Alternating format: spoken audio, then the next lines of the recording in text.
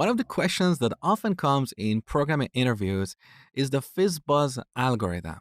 You might be surprised that there are a lot of developers out there with even years of experience, but they don't know how to solve this simple programming problem.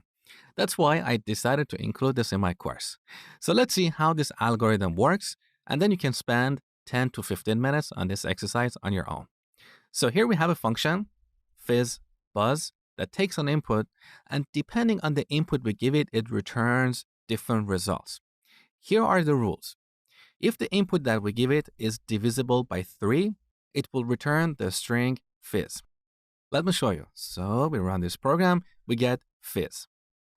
If the input is divisible by 5, it will return buzz. Take a look. Here's buzz. Now the third rule. If the input is divisible by both 3 and 5, it will return fizz buzz. So let's pass 15 here. We'll get fizz buzz. For any other numbers, it will return the same input.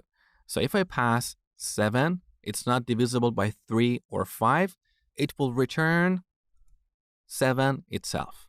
So spend 10 to 15 minutes on this exercise. You will see my solution next.